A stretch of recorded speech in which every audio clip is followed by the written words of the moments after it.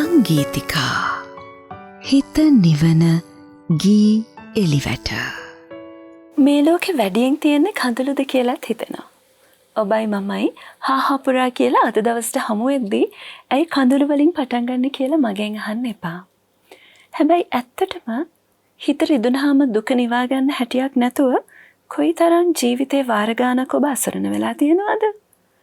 එහෙම මොහොතක ඔබේ කඳුළු කතාව අහන්න ඇත්ත හිතක් තියෙන කෙනෙක් හොයාගන්න එක කොච්චර අමාරුද? එහෙම හුවාම ඔබ ඔබේ හිතට තට්ටු කරලා අහන්න ඔබ එහෙම ඇත්ත හිතක් තියෙන කෙනෙක්ද කියලා. එවැනි ඇත්ත හිත ඇති අයට ලියවුණු අපූර්ව ගේය පද සංකල්පනාවක් ඇතුළට ඔබව අරගෙන යන්නයි අද දවසේ සංගීතිකා තුලින් අපි උත්සාහ කරන්නේ. මං හිතන්නේ ඒ වෑයමට නම් ඔබ ගොඩක් ආදරය කරાવી කියලා. අද දවසේත් සංගීතිකාව වෙනුවෙන් මෙහි ආවේ ප්‍රවීණ ජීව විද්‍යාදේශක තිස්ස ජනනායක ගුරුතුමන්. එතකොට අද දවසේ අපි අරන් ආව ගේය පද රචනාව කුමක්ද කියා ඔබ කල්පනා කරනවා නම් ඒකට පිළිතුරයි මේ අරගෙන එන්න හදන්නේ. වනසිව් පාවුන් වැනි මිනිසුන් මැද දෙවි දේවතාවුන් වැනි මිනිසුන් ඇත. ඒ දේවතාවන් දිව්‍යාංගනාවන් මනුලෝ තලයේ වාසනාවන්.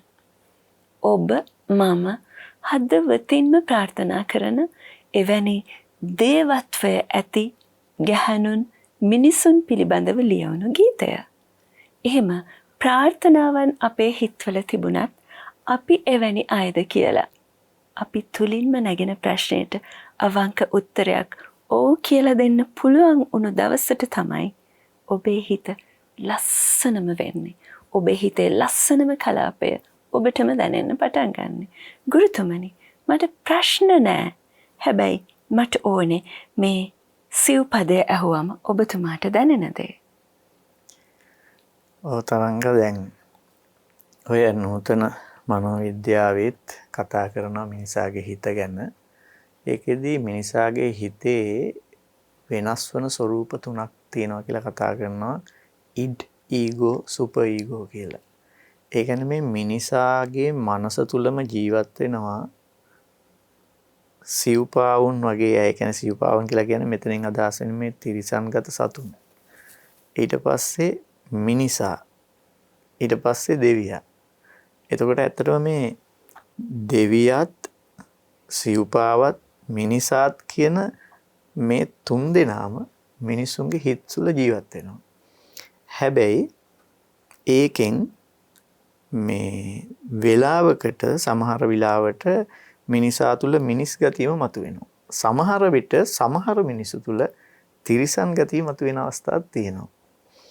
එතකොට දැන් මේ වනසිව්පාවුන් සහ මිනිසුන් අපි සංසන්දනය කළොත් මේ දැන් වනසිව්පාවුන්ගේ ස්වභාවය ගත්තහම ඒගොල්ලන්ටත් අපිට වගේ අර ජීවත් වෙන්න ඕනි කරනවා, ජලය ඕනි, බඩගින්න දැනෙනවා. ඒ වගේ ඒගොල්ලන්ගෙත් එහෙම ටිකක් තියෙනවා. නමුත් අපි බැලුවොත් එහෙම මේ වනසිව්පාවුන්ගෙන් මිනිසුන් වෙන් වෙන්නේ කොහොමද කියලා සමාන ලක්ෂණ ගොඩාක් තියෙනවා. ඒ කියන්නේ ඒගොල්ලොත් දරුවෝ හදනවා, දරුවන්ට කිරි පොවනවා, දරුවෝ ආරක්ෂා කරනවා. ඒ ටික ඔක්කොම කරනවනේ. ඒත් මොකද්ද මේ දෙකේ වෙනස කියන එක? සමහර තැන්වලදී තමයි මේ වෙනස පේන්නේ. දැන් උදාහරණයක් විදිහට ගත්තොත් එහෙම දැන් සමහර සත්තුයි අපි මිනිසුයි ගත්තාම අපේ ඇඟේ හැදෙන හෝමෝනම ඒ සත්තුන්ගෙත් ඇඟේ හැදෙනවා. ඒතර මේ එක කාලයකට ඒ හෝමෝන වර්ග නිපද වෙනවා. නිපද වෙද්දී ඒ හෝමෝන වල වෙනස් වීම නිසා හැඟීම් ඇති වෙන්න පුළුවන්. ඒක සත්තුන්ගෙත් වෙන්න පුළුවන්, මිනිසුන්ගෙත් වෙන්න පුළුවන්. හැබැයි ඒ හැඟීමක් ඇති වෙච්ච ගමන්ම මේ මොහොතේ මෙතන ඒ හැඟීම ප්‍රකාශයට පත් කරන්න සුදුසුද නොසුදුසුද කියන එක මිනිසා කල්පනා කරනවා. ඒ කල්පනා කරන්න තරම් මිනිසාට තියෙනවා හොඳ බුද්ධියක්. හැබැයි සතෙකුට ඒ හෝමෝනවල වෙනස ඇතිවීම නිසා ඇතිවන හැඟීම මේ පරිසරය තුල ඒ හැඟීම මුදා හැරියට කමක් නැද්ද කියන එක ගැන එයාට අදහසක් නැහැ. ඒක නිසා හෝමෝනවල වෙනස වීම නිසා හැඟීම ඇති වෙන්නේ කුමන ස්ථානයකද සතෙකුට? එතෙන්දී ආයේ හැඟීම ක්‍රියාත්මක නංවනවා. හැබැයි මිනිස්සු එහෙම නැහැ. එතකොට මේ මිනිස්සුන්ගේ තියෙනවා මොනතරම් හෝමෝන වෙනස්කම් ඇඟේ සිද්ධ වෙලා ඒ හෝමෝන වල වෙනස්කම් අනුව හැඟීමක් ඇති වුණත් එයා බලනවා මේ වෙලාවේ මෙතන ඒ හැඟීමට අනුව කටයුතු කළොත් ඒක හොඳයිද නරකයිද කියන එක. අන්න ඒක හිතන්න බෑ සත්තුන්ට. හැබැයි යම් මිනිස්සෙකුත් ඒ තැනට ගැලපෙන්නේ නැති විදිහට තමන්ගේ හැඟීම් ඇති වෙච්ච ගමම්ම ඒක ප්‍රකාශයට පත් කරනවා නම් අන්න එතකොට අපි මනුෂ්‍ය කියන தත්වයෙන් හිටියට අර තිරිසංගත සත්තුන්ගේ පැත්තට ටිකක් බර වෙනවා. ඒකයි මේ මිනිසා සහ තිරිසන අතර තියෙන වෙනස තියෙන්නේ. එතකොට දැන් දෙවියෝ කියලා අපි සලකන්නේ මිනිස් භාවයත් අභිභවාගිය අවස්ථාවක්. හැබැයි මම ඔය මුලදිමත් කිව්වා මේ තිරිසන්ගත මානසිකත්වයක් මනුෂ්‍ය මානසිකත්වයක් දෙවියන්ගේ තියෙන දේව මානසිකත්වයක් කියන තුනම අඩු වැඩි වශයෙන් මිනිසා තුළ තියෙන්න පුළුවන්. එතකොට සමහර මිනිස්සු වනසීපාව වගේ, සමහර අය මිනිස්සු වගේ, සමහර අය දෙවියෝ වගේ. ඔය වර්ග තුනෙන්ම මිනිස්සු ලෝකේ හොයාගන්න පුළුවන්. අතරමැදින් මිනිස්රුවක් තියලා ඊට පස්සේ ඒ මිනිස්රුව දිහා බලාගෙන දේවතලයටද ළඟ නැත්නම් මේ තිරිසන් තලයටද කියලා කල්පනා කරනවා.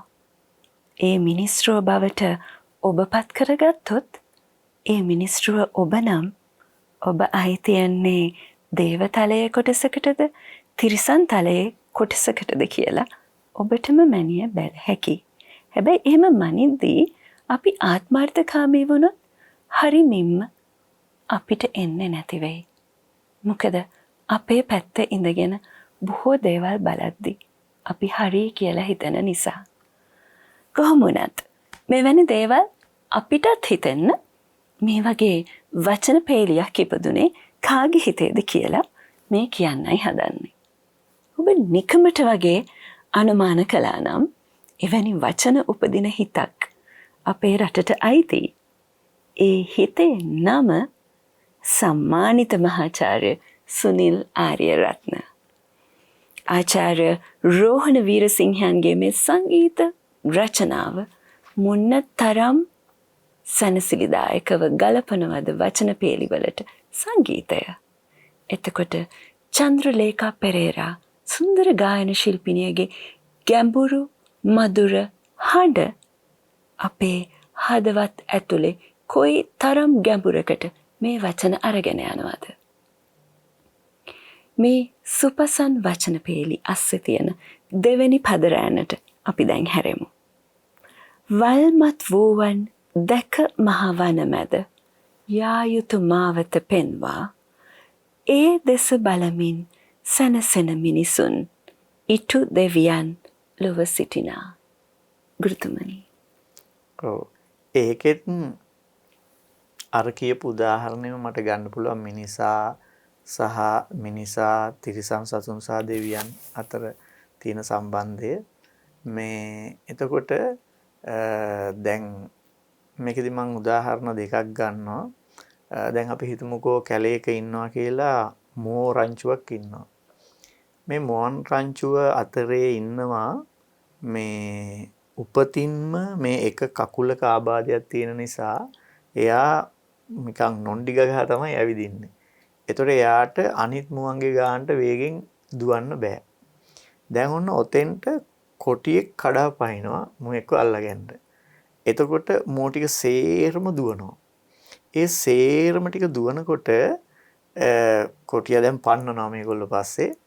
දැන් අපිට පේනවා මේක බලන් හිටියොත් අර මුවන්ගේ රෑනක් මෙහෙම දුවනවා අර කකුල ඇද එක්කෙනා ඒ රෑනින් ටික ඈත් වෙනවා අර කොටියට ලං වෙනවා.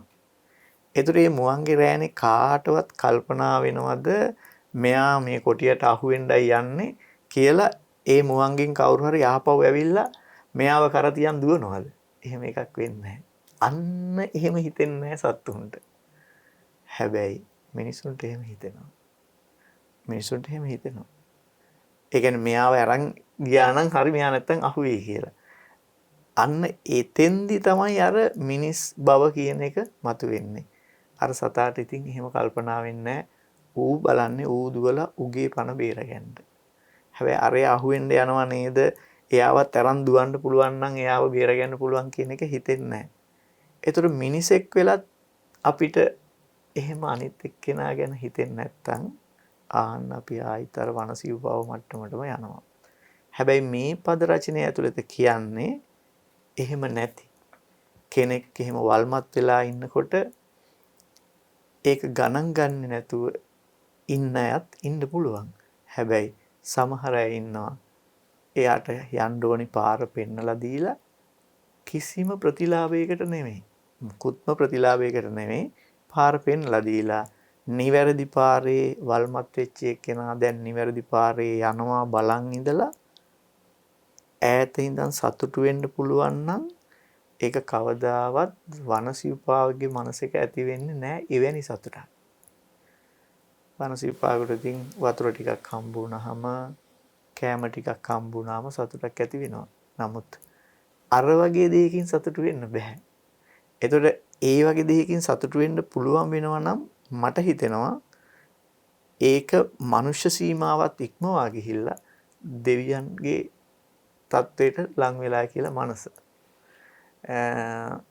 ඊළඟට අනිත් එක තමයි දැන් අපේ සමාජයේ දිහා හැරිලා බලනකොට දැන් අපේ සමාජය තුල දැන් මෙහෙම දෙයක්ත් දකින්න ලැබෙනවා. අපි හිතමුකෝ හදිසි රියානතුරක් වෙලා කියලා. රියානතුරක් වෙලා දැන් මේ හැප්පිච්ච වාහනේ ඇතුලේ අපි හිතමුකෝ අර යකඩ තෙරපිලා ඇවිල්ලා කවුරු හරි හිර වෙලා ඉන්නවා කියලා. දැන් ඔතෙන්ට විශාල මිනිස්සු ප්‍රමාණයක් එකතු වුණාම එකතු වෙනවනේ සාමාන්‍යයෙන්. එකතු වුණාන් පස්සේ කොහොම හරි උත්සාහ කරන්නේ මෙයාව මේ යකඩ කපලා කොහොම හරි කරලා මෙයාට හානියක් වෙන්නේ නැතුව එළියට අරන් පුළුවන් තරම් ඉක්මනින් ස්පිරිතාලයකට ගෙනියන්න. නමුත් අපි දකිනවා උතන සමහර වෙලාවට අද වර්තමානයේදී ඒක කරනවට වඩා එතෙන්ට ගිහිල්ලා එයා ඉන්න තැනට හේතු වෙලා සෙල්ෆියක් ගන්නවා. අන්න එතකොට පොඩි ප්‍රශ්නයක් එනවා මේ අනුන්ට වෙලා තියෙන කරදරයක් අපි රස විඳිනවද කියලා. ඒකත් පොඩි රස විඳීමක් වගේ එකක් නේ. ඒ අවස්ථාවේ අපි සෙල්ෆියක් ගාලා පස්සේ බලනවා ඒකට. එතකොට මිනිස් බව කියන එකට වඩා පහළට ගිහිල්ලාද කියලා හිතෙනවා. මම දැකලා තියෙනවා ඒ වගේ තත්ත්ව. ඒ හෝ ඊට සමාන තත්ත්ව.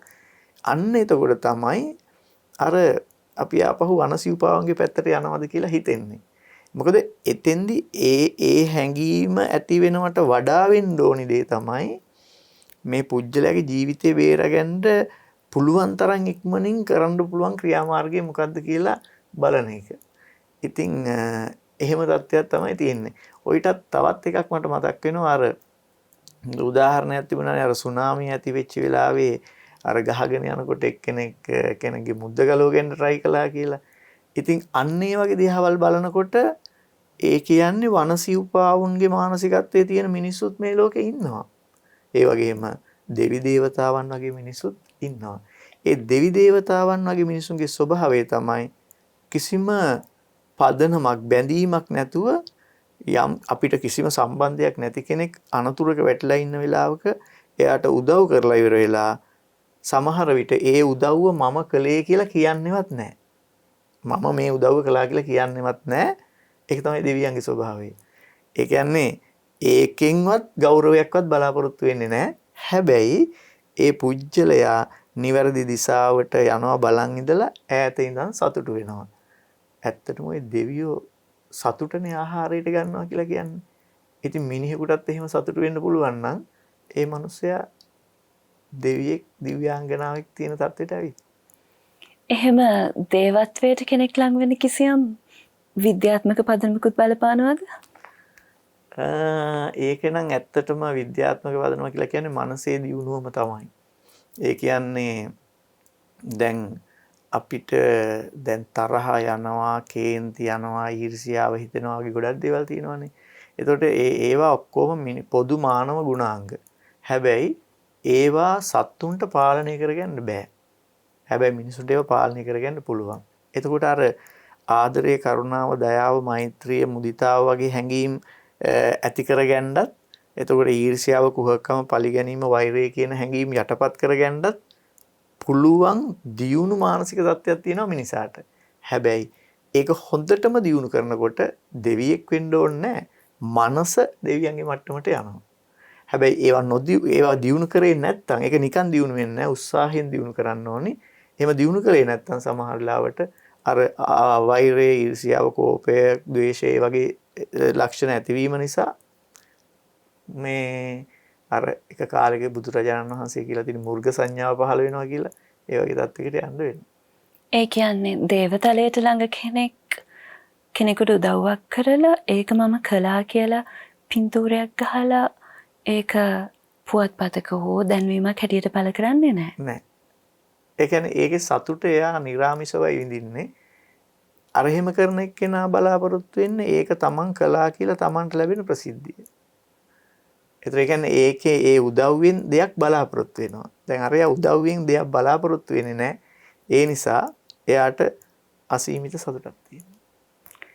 මේ අපූර්ව ගේය පද රචනාව ඇතුලේ අපි එහා මෙහා සක්මන් කරද්දී ඒ සක්මන ඇතුලේදී අපිට දැනෙන කාරණා, ඒ මනුස්සකම්, ඒ ආදරය, ඒ ලිංගතුකම්, දේවතලයට ළඟ මානව හැඟීම්, මේ හැමදේම අපිට අපේ හිත ඇතුලෙන් මතු කරගන්න ලේසි පදමාලාවක්, ලේසි පාසුවෙන් කෙනෙක්ට ලියවෙනවද? සම්මානිත මහාචාර්ය සුනිල් ආරියරත්නයන් ලියූ මේ විශිෂ්ට ගේය පද සංකල්පනාවේ ඊළඟ පද ටික වෙත අපි යමු. කඳුළු සලන්නන් කඳුලින් ගොඩගෙන මුවගේ හසරැල් රඳවා තුටු කඳුලින් නැතු සරසන දෙවියන් පුද දෙමු දෙවොලට කැඳවා. සාමාන්‍යයෙන් අපි යන එන වන්දනා මාන කරන දෙවොලක තියෙන්නේ කෙනෙක් විසින්, සිත්තරෙක් විසින් ඇඳ රූපයක් නැත්නම් ඇඹූ පිළිමයක් වගේ දෙයක්. ගේයපද රචකයා මේ කියන්න උත්සාහ කරන්නේ ගුරුතුමනි, එවැනි දේවත්වයට ළඟ මිනිසුන් දෙවොලට ගෙනල්ලා පුද දෙමු කියලාද? ඔව්. ඒ කියන්නේ අපි ජීවිතේට දැකලා නැති මනක්කල්පිතව මවාගත්ත දෙවිවරුන්ට අපි පුද පූජා කරනවානේ. ඇත්තම කියනවා නම් දෙවියන්ට ඔය භෞතික දේවල් වැඩක් නැහැනේ. මොකද ඒ භෞතික දේවල් ඒ භෞතික දේවල් ලැබීමට වඩා ගොඩාක් මනස දියුණු කරලා තමයි මේ දේවතලයකට යන්න පුළුවන් වෙන්නේ. එවැනි දේවතලයකට ළඟා වෙච්චි දෙවියෙකුට කාබයිඩ් ගහපු පළතුරු වලින් ඇති වැඩක් නැහැනේ. ඉතින් ඒක නිසා මේ මිනිසුන් දැනගන්න ඕනි මේ ලෝකයේ තුල ඉන්න සැබෑ දෙවිවරුන් හඳුනාගන්න. සැබෑ දෙවිවරු ගොඩක් ඉන්නවා. සමහර වෙලාවට අපි දන්නෙත් නැහැ සමහර මිනිස්සු කරලා තියෙන දේවල් වලින් අපිත් ප්‍රයෝජන ලබනවා. දැන් උදාහරණයක් විදිහට ඇලෙක්සැන්ඩර් ෆ්ලෙමින් කියන විද්‍යාඥයා පෙනිසිලින් කියන ඖෂධය සොයාගෙන දැන් අවුරුදු 150කට වඩා වැඩි. එතකොට අදටත් රෝගීන් සුවපත් කරන්න ඒ ඖෂධය භාවිතා කරනවා. එතකොට ඒ වගේ දෙයක් නිෂ්පාදනය කරලා මේ මානව වර්ගයාගේ සුභ සිද්ධිය සඳහා යොදා ගන්න එක, ඒ වෙනුවෙන් ජීවිතේ කැප කරන එක, මේ ඒ වගේ මිනිස්සු බැලුවොත් එහෙම අර නොපෙනෙන දෙවියන්ට වඩා ඒගොල්ලන්ට තමයි අපි ඇත්තටම කියනවා නම් පුද පූජා කරන්න ඕනි. දැන් මේ ලංකාවේ තියෙන තත්ත්වය යටතේ මෙවැනි වසංගත තත්ත්වයක් පවතින අවස්ථාවල අර සමහර කොරෝනා වාට්ටුවල එහෙම වැඩ කරන හෙදියෝ සහ එතකොට වෛද්‍යවරු ඒ ඇඳගෙන ඉන්න ඇඳුම, ඒක ඇඳගෙන විනාඩි 5ක්වත් ඉන්න අමාරුයි. අන්තිම වෙනකොට දාඩියෙන් තෙත් වෙලා මම දැක්කා එක වෛද්‍යවරියක් ගේ ඡායාරූපයක් දාලා තිබුණා. එයා ගර්භණී කාන්තාවක්. නමුත් අර ඒ සම්පූර්ණ මේක ඇඳගෙන ගිහිල්ලා කොරෝනා රෝගීන්ට ප්‍රතිකාර කරනවා. තමන්ගේ කුසේ ඉන්න දරුවාත් දරාගෙනම. අන්න දෙවියෝ, දේවතාවියන්. ඒ අය තමයි සැබෑවටම දෙවිවරු, දේවතාවයන් විදිහට මේ ලෝකේ ඉන්නේ. අවාසනාවකට අපි ඒව හඳුනාගන්නේ නැහැ. සැබෑ දෙවිවරු ඕනි තරම් ඉන්නවා. ඒ කියන්නේ මිනිස් උපතක් ලැබලා මේ මිනිස් භවය තුල දේවත්වයට ළඟා වෙන්න පුළුවන් ඇත්තටම. එහෙම ළඟා වෙච්ච අය ඉන්නවා.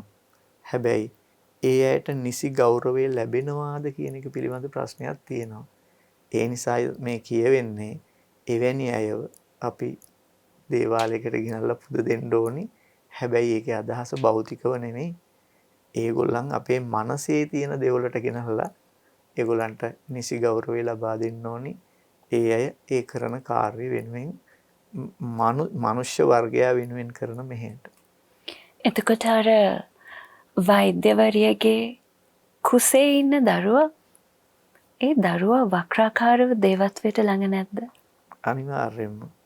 ඒ කියන්නේ ඇත්තටම ඒ වගේ වෘත්තියකදී ඒ සමහර අය අපේ ලංකාවේදී වැරදි විදිහට හිතනවා. ඒක ඉතින් ඒගොල්ලන්ගේ ජොබ් එකනේ. ඒක ඉතින් කොහොමත් කරන්න ඕනිනේ කියලා හිතනවා. නමුත් ඉතින් ඕනි නම් වෙන තැනකට මාරුවක් හදාගන්න පුළුවන්. එහෙම දෙපැත්තකට හිතන්න පුළුවන් වෙන්න ඕනේ. නමුත් සමහර ලාවට ඒ වෛද්‍යවරිය කියන්නේ අම්මා කෙනෙක්නේ.